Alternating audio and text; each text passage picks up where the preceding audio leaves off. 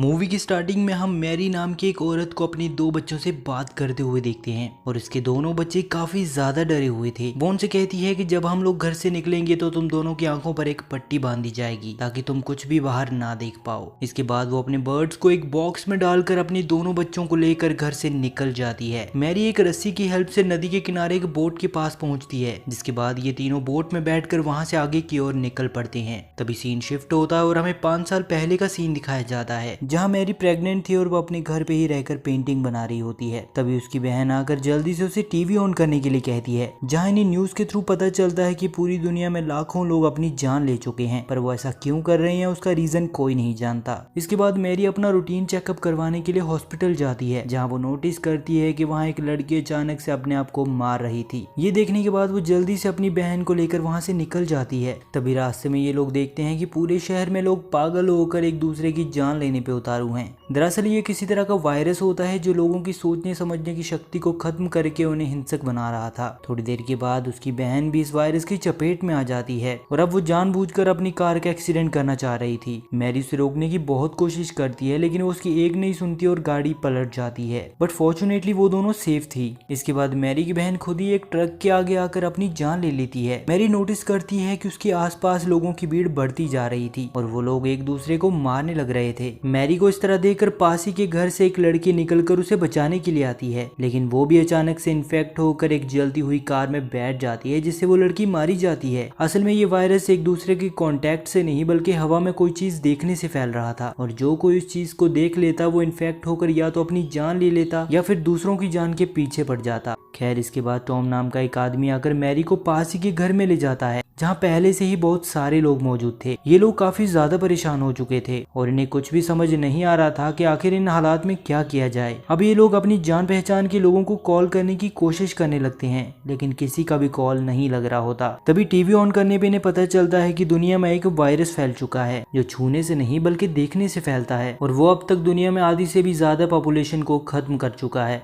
तभी टॉम बताता है कि मैं सुबह एक साइट पर काम कर रहा था कि तभी अचानक वहाँ काम कर रहे एक आदमी ने हवा में कुछ ऐसा देखा कि वो पागलों जैसी हरकतें करने लगा, और देखते ही देखते ये वायरस अब पूरे शहर में फैल चुका है। इसके बाद वो लोग पूरे घर की विंडोज को बंद कर देते हैं ताकि इनमें से कोई भी बाहर की ओर ना देख पाए। देखते ही देखते अब एक हफ्ता निकल जाता है और धीरे धीरे इनके खाने पीने का सामान भी खत्म होता जा रहा था। इसीलिए सभी लोग टेंशन में आ जाते हैं, क्योंकि अब इन्हें कैसे भी करके राशन के लिए घर से बाहर निकलना ही पड़ेगा। तभी हाउस ओनर कहता है कि अगर हम उस चीज का पता लगा सके जिससे ये वायरस फैल रहा है तो हम उससे बचने का रास्ता भी ढूंढ सकते हैं। मैरी पूछती है कि हम उस चीज का पता लगाएंगे कैसे, और मुझे नहीं लगता कि हम में से कोई भी इस टाइम अपनी लाइफ को रिस्क में डालेगा। हाउस ओनर कहता है कि उसके लिए हमें बाहर जाने की कोई जरूरत नहीं है, हम लोग घर पे ही बैठकर बाहर लगे कैमरास की हेल्प से ये काम कर सकते हैं। साथ ही वो उनसे कहता है कि ये काम मैं अकेला ही करूंगा, तुम लोग मुझे कुर्सी पे बांध कर उस रूम का दरवाजा बंद कर दो ताकि अगर मैं इन्फेक्ट हो जाऊं तो तुम्हें मुझसे कोई खतरा ना हो। वो लोग भी ठीक ऐसा ही करते हैं और हाउस ओनर को एक कुर्सी पे बांध कर उसी रूम में बंद कर दिया जाता है।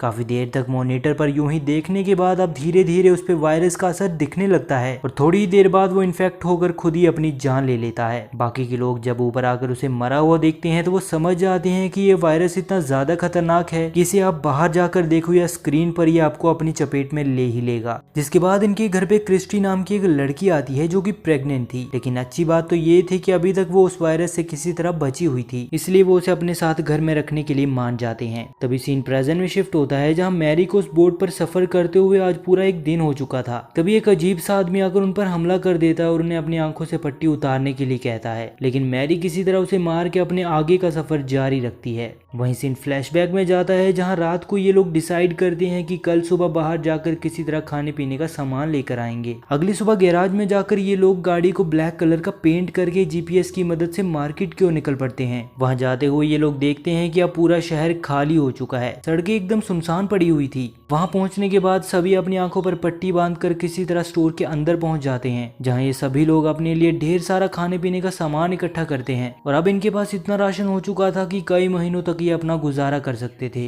इसके बाद सभी लोग वापस घर आ जाते हैं और हम देखते हैं कि मैरी और टॉम अब एक दूसरे के काफी अच्छे दोस्त बन चुके थे। थोड़ी देर बाद एक आदमी आकर घर का डोर नॉक करता है और उनसे हेल्प मांगता है। तभी डेविड नाम का एक बूढ़ा आदमी ने डोर ओपन करने के लिए मना करता है और कहता है कि हमें इसे अंदर नहीं लेना चाहिए, क्योंकि हो सकता है है कि ये उस वायरस से इन्फेक्टेड हो, लेकिन कोई भी डेविड की बात नहीं सुनता और वो लोग उस आदमी को घर के अंदर ले आते हैं। अंदर आने के बाद वो ने अपना नाम हैरी बताता है और रोते हुए कहता है कि मैं एक घर में अपने दोस्तों के साथ छुपा हुआ था। अचानक कुछ लोग आकर वहाँ मेरे सभी दोस्तों को जबरदस्ती बाहर लेकर गए और उन्हें अपनी आंखें खोलने के लिए मजबूर किया गया, जिससे वो सभी उस वायरस का शिकार हो गए। लेकिन मैं वहाँ से किसी तरह अपनी जान बचाकर भागने में कामयाब हो गया। मैं तो ये भी नहीं जानता कि इस टाइम मेरी वाइफ और बच्चे किस हालत में होंगे। मुझे बिल्कुल समझ नहीं आ रहा मैं उन तक कैसे पहुंचूं। टॉम पूछता है कि जिन लोगों ने तुम्हारे दोस्तों के साथ जबरदस्ती की वो लोग दिखने में कैसे थे। हैरी बताता है कि वो लोग दिखने में तो एकदम नॉर्मल थे। ऐसा लग रहा था कि उन लोगों पर उस वायरस का कोई असर नहीं होता। उनका तो बस एक ही मकसद है कि जो लोग अब बच गए हैं उन सभी को किसी भी हालत में उस वायरस से इन्फेक्ट करना। मैं नहीं जानता कि वो लोग ऐसा क्यों कर रहे हैं, लेकिन हो सकता है कि शायद बहुत ही जल्द वो लोग यहाँ भी पहुंच जाएं। उसकी बातें सुनकर सभी को उस पर यकीन हो जाता है और वो लोग डिसाइड करते हैं कि हैरी इनके साथ इसी घर में रह सकता है। थोड़ी देर बाद क्रिस्टी और मैरी को लेबर पेन शुरू हो जाता है और वो सभी उन दोनों को ऊपर लेकर जाते हैं। तभी हम देखते हैं कि हैरी नीचे विंडोज ओपन करने लगता है। दरअसल हैरी खुद उस कल्ट ग्रुप का मेंबर था जो कि लोगों को जबरदस्ती इन्फेक्ट करके उन्हें मारना चाहता था।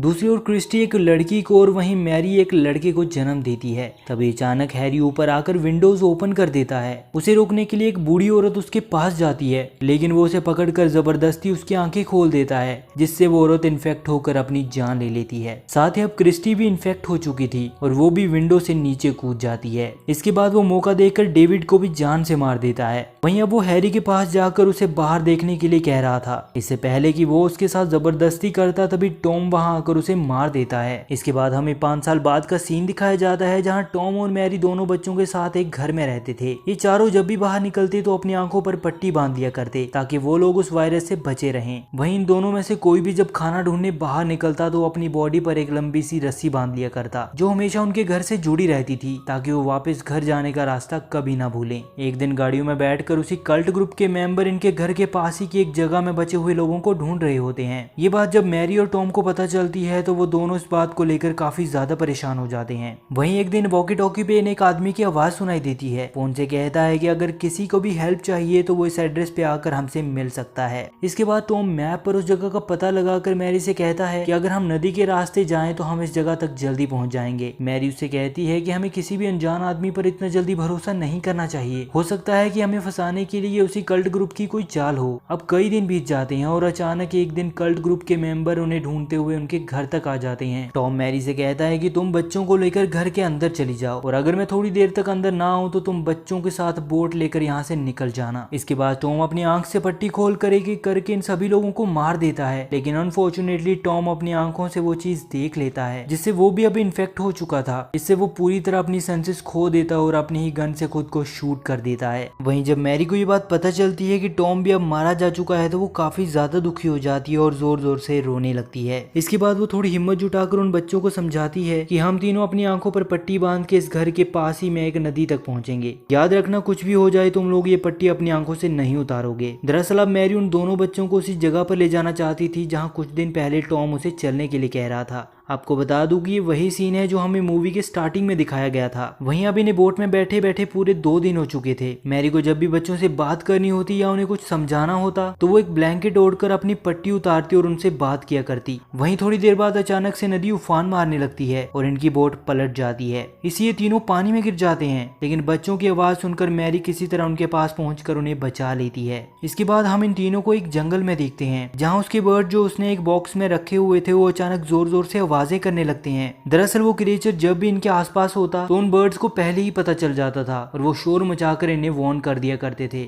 इसके बाद वो डर के मारे वहां से भागने लगती है और अचानक से धक्का खाकर नीचे गिर जाती है। इस बीच वो अपने दोनों बच्चों से अलग हो चुकी थी और परेशान होकर उन्हें इधर उधर जंगल में ढूंढने लगती है। काफी देर तक ढूंढने के बाद उन लोगों की आवाज सुनकर वो उन तक पहुंच जाती है और काफी देर तक चलने के बाद वो अपनी मंजिल तक पहुंच जाते हैं। वहां पहुंचने के बाद मैरी जोर जोर से डोर नॉक करती है और अंदर मौजूद लोगों को उसकी हेल्प करने के लिए कहती है। इसके बाद तीनों को अंदर ले लिया जाता है और वो लोग पहले उन्हें अच्छे से टेस्ट करते हैं कि कहीं ये लोग इन्फेक्टेड ना हो। अब इन तीनों को उस जगह ले जाया जाता है जहाँ सभी नॉर्मल लोग एक साथ मिलजुल कर प्यार से रहते हैं। यहाँ किसी ने भी भी अपनी आंखों पर पट्टी नहीं बांधी थी क्योंकि ये एक ब्लाइंड स्कूल था और वो सब भी इसलिए बचे हुए थे क्योंकि वो कुछ भी देख नहीं सकते थे। इन लोगों ने स्कूल में अपनी एक अलग दुनिया बना के रखी थी और मैरी और उसके दोनों बच्चे ये सब देखकर काफी खुश होते हैं। वहीं मैरी, जिसने अभी तक अपने दोनों बच्चों के नाम नहीं रखे थे, वो यहाँ पर आकर अपने बेटे का नाम टॉम और बेटी का नाम क्रिस्टी रखती है। और इसी के साथ ये मूवी यहीं पर समाप्त होती है।